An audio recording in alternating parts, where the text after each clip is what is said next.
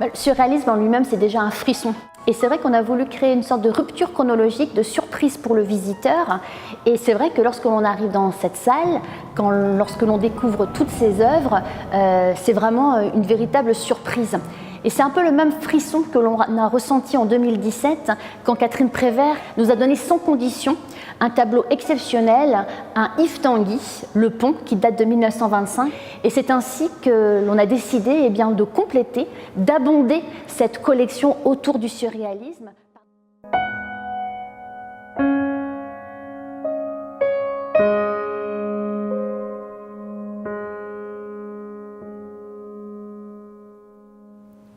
Qu'est-ce que le surréalisme et qu'est-ce que le surréalisme et la peinture? Il faudrait d'abord peut-être se plonger un petit peu dans la genèse du mouvement et se rappeler qu'avant d'être un mouvement autour de la peinture, c'est un mouvement de la pensée qui trouve plusieurs précurseurs chez des poètes, type Alfred Jarry, type Mallarmé. C'est surtout Apollinaire qui compte, le héros des avant-gardes, celui qui suit tous les grands mouvements depuis la naissance du fauvisme jusqu'au cubisme.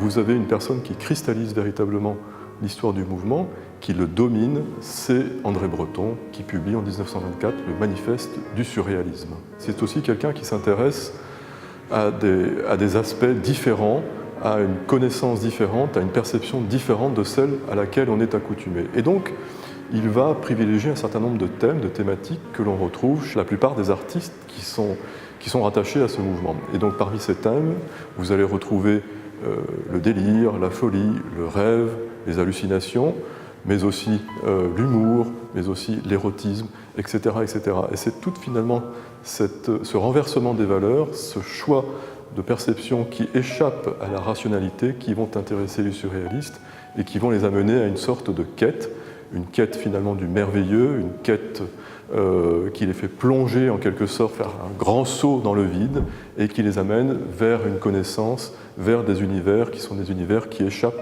à notre sensibilité et qui pour autant sont extrêmement inspirants pour eux.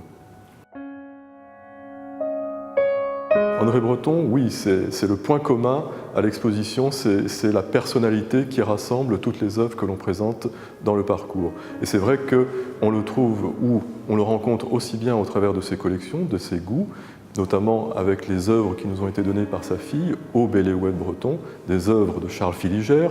On les retrouve aussi au travers de son gendre, Yves Eléouette. Et puis, évidemment, il y a toute cette galaxie d'artistes, ce réseau d'amitié et parfois de disputes qui nous permet de suivre cette longue carrière et de découvrir parmi les artistes qui ont compté Yves Tanguy, par exemple, Jacques Hérol, Pierre Roy. André Breton, ça a été sans doute une des personnalités les plus curieuses de son temps. C'est celle qui savait déceler le merveilleux, le surnaturel, l'extraordinaire dans les autres civilisations.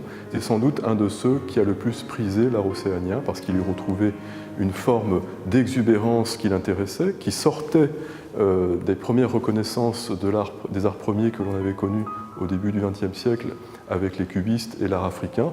Et l'art océanien l'emportait vers une sorte d'exubérance complètement folle qui le fascinait.